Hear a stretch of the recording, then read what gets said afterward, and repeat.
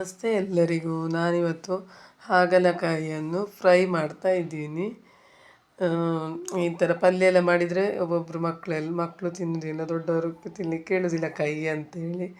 ಅದಕ್ಕೆ ಈ ಥರ ಫ್ರೈ ಮಾಡಿದರೆ ಸೈಡ್ ಡಿಶ್ ಆಗಿ ಚೆನ್ನಾಗಾಗುತ್ತೆ. ಅದಕ್ಕೆ ನಾನು 2 ಹಾಗಲಕಾಯಿಯನ್ನು ತಗೊಂಡಿದ್ದೀನಿ. ಆಮೇಲೆ ಅದನ್ನು ರೌಂಡಾಗಿ ಕಟ್ ಮಾಡಿಕೊಳ್ಬೇಕು. ನೋಡಿ ಈ ಥರ ರೌಂಡಾಗಿ ಕಟ್ ಮಾಡ್ಕೊಳ್ತಾ ಇದ್ದೀನಿ. ಪಲ್ಯನೂ ತುಂಬಾ ಚೆನ್ನಾಗಾಗುತ್ತೆ. ಅದಕ್ಕೆ ಸ್ವಲ್ಪ ಬೆಲ್ಲ ಎಲ್ಲ ಹಾಕಿ ಮಾಡಬೇಕು. ಮಕ್ಕಳೆಲ್ಲ ತಿನ್ನಲಿಕ್ಕೆಲ್ಲ ಅಷ್ಟಿಷ್ಟ ಮಾಡಲ್ಲ, ಮಾತ್ರ ಈ ಥರ ನಾವು ಫ್ರೈ ಮಾಡಿದರೆ ಎಲ್ಲರೂ ತಿಂತಾರೆ ತುಂಬ ಚೆನ್ನಾಗಿ. ಮಕ್ಕಳಿಗೂ ತುಂಬ ಇಷ್ಟ ಆಗುತ್ತೆ ಬಜ್ಜಿ ಥರ ಮಾಡಿದರೆ. ಜಾಸ್ತಿ ಏನೋ ಟೈಮು ತಗೊಳ್ಳಲ್ಲ. ಜಸ್ಟ್ ಒಂದು ರೌಂಡಿಗೆ ಕಟ್ ಮಾಡಿ ನೋಡಿ, ಈ ಥರ ಅದರೊಳಗೆ ಬೀಜ ಇರುತ್ತಲ್ಲ ಅದನ್ನೆಲ್ಲ ತೆಕ್ಕೊಳ್ತಾ ಇದ್ದೀನಿ. ನೋಡಿ, ಈ ಥರ ಒಂದು ರೌಂಡ್ ಶೇಪಲ್ಲಿ ನೋಡಿ ಈ ಥರ ಕಟ್ ಮಾಡಿಕೊಳ್ಬೇಕು. ಸ್ಲೈಡಾಗಿ, ಅಂದರೆ ದಪ್ಪವಾಗಿ ಕಟ್ ಮಾಡಬೇಡಿ, ಸ್ವಲ್ಪ ತೆಳ್ಳಗೆ ಕಟ್ ಮಾಡ್ಕೊಳ್ಳಿ.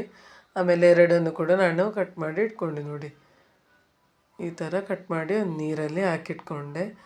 ಆಮೇಲೆ ಅದಕ್ಕೆ ನಾನು ಕಡಲೆ ಹಿಟ್ಟನ್ನು ಕಲಸಿಕೊಳ್ತಾ ಇದ್ದೀನಿ. ಅದಕ್ಕೆ ನಾನು ಕಡಲೆ ಹಿಟ್ಟನ್ನು ತಗೊಂಡಿದ್ದೀನಿ, ಗ್ರಾಮ್ ಫ್ಲೋರ್ ಅಂತ ಹೇಳ್ತಾರೆ. ಆಮೇಲೆ ಒಂದು ಪಾತ್ರೆ ನಾನು ಒಂದು ತಟ್ಟೆ ಆಗುವಷ್ಟು ಕಡಲೆ ಹಿಟ್ಟನ್ನು ಹಾಕಿಕೊಳ್ತಾ ಇದ್ದೀನಿ. ಆಮೇಲೆ ಅದಕ್ಕೆ ಉಪ್ಪು ಮತ್ತು ಅರಶಿನ, ಸ್ವಲ್ಪ ಮನೆಯಲ್ಲೇ ಮಾಡಿದ ಮೆಣಸಿನ ಹುಡಿ ಎಲ್ಲ ಹಾಕಿಕೊಳ್ತಾ ಇದ್ದೀನಿ. ಮತ್ತು ಜೀರಿಗೆ, ಓಂಕಾಳು ಎಲ್ಲ ಹಾಕಬೇಕು.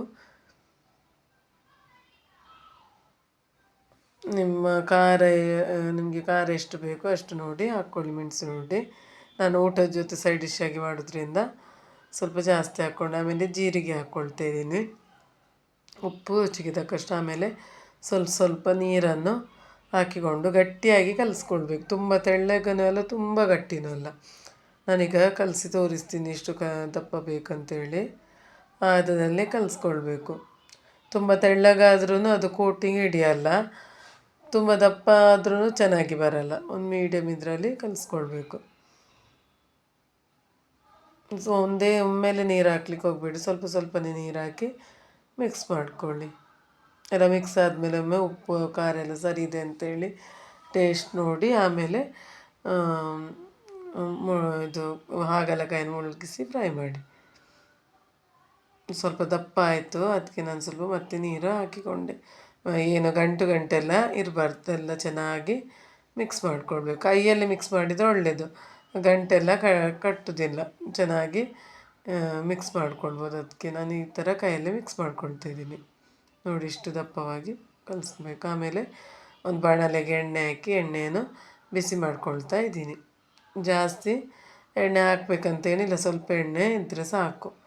ಆಮೇಲೆ ಸ್ವಲ್ಪನೇ ಹಾಗಲಕಾಯನ್ನು ಹಿಟ್ಟಿಗೆ ಹಾಕಿ ಮಿಕ್ಸ್ ಮಾಡ್ಕೊಳ್ತಾ ಇದ್ದೀನಿ. ನೋಡಿ, ಈ ಹದದಲ್ಲಿ ಇಷ್ಟು ದಪ್ಪ ಬರಬೇಕು.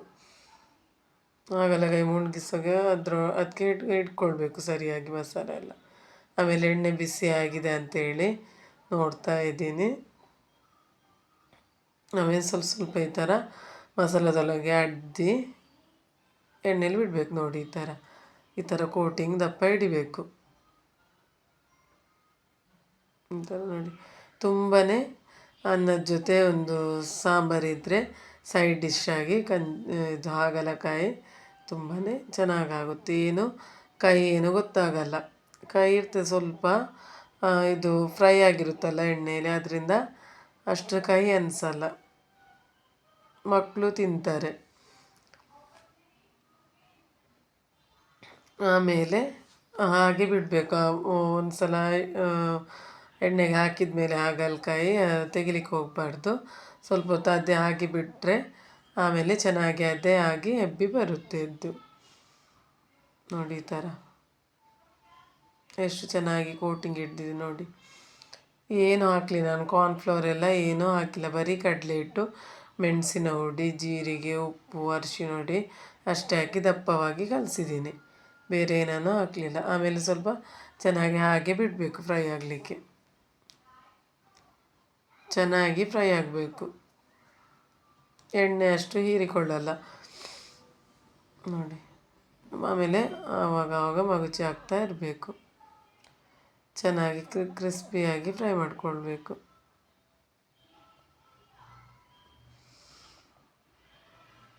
ನಾವು ಆಲೂಗಡ್ಡೆ ಮೆಣಸಿನ ಬಜ್ಜಿ ಎಲ್ಲ ಯಾವಾಗಲೂ ಮಾಡ್ತಾ ಇರ್ತೀವಿ. ಈ ಥರ ನೀವು ಕೂಡ ಒಂದು ಸಲ ಹಾಗಲಕಾಯಿ ಬಜ್ಜಿಯನ್ನು ಟ್ರೈ ಮಾಡಿ ಯಾವ ರೀತಿ ಬಂದಿದೆ ಅಂತೇಳಿ ಕಮೆಂಟಲ್ಲಿ ತಿಳಿಸಿ. ಯಾರೆಲ್ಲ ಇದೇ ರೀತಿ ಮಾಡ್ತೀರಂತನೂ ಹೇಳಿ. ಸೇಮ್ ನಾನು ಹೆಚ್ಚಾಗಿ ಹಾಗಲಕಾಯಿನ ಇದೇ ರೀತಿ ಸೈಡ್ ಡಿಶ್ ಆಗಿ ಫ್ರೈ ಮಾಡ್ಕೊಳ್ತೀನಿ ಅನ್ನದ ಜೊತೆ. ಒಂದೊಂದು ಸಲ ಪಲ್ಯನೂ ಮಾಡ್ತೀನಿ, ಒಂದೊಂದು ಸಲ ಈ ರೀತಿ ಫ್ರೈ ಮಾಡ್ಕೊಳ್ತೀನಿ. ಈ ರೀತಿ ಫ್ರೈ ಮಾಡಿದರೆ ಮಕ್ಕಳು ಕೂಡ ಮನೆಯಲ್ಲಿ ತಿಂತಾರೆ. ನೋಡಿ ಎಷ್ಟು ಚೆನ್ನಾಗಿ ಬಂದಿದೆ ಅಂತೇಳಿ. ಈ ಥರ ಎಷ್ಟು ಫ್ರೈ ಮಾಡಿಕೊಳ್ಬೇಕು. ನನ್ನ ಚಾನಲಿಗೆ ಸಬ್ಸ್ಕ್ರೈಬ್ ಮಾಡಿ, ಲೈಕ್ ಮಾಡಿ, ಶೇರ್ ಮಾಡಿ, ಹಾಗೆ ಕಮೆಂಟ್ ಮಾಡಿ. ಇದೇ ರೀತಿ ಒಳ್ಳೊಳ್ಳೆ ಆರೋಗ್ಯಕರವಾದ ರೆಸಿಪಿಯೊಂದಿಗೆ ನಾನು ಬರ್ತಾ ಇರ್ತೀನಿ. ನೀವು ಕೂಡ ಒಮ್ಮೆ ಇದೇ ರೀತಿ ಟ್ರೈ ಮಾಡಿ. ಓಕೆ ಫ್ರೆಂಡ್ಸ್, ಬಾಯ್ ಬಾಯ್.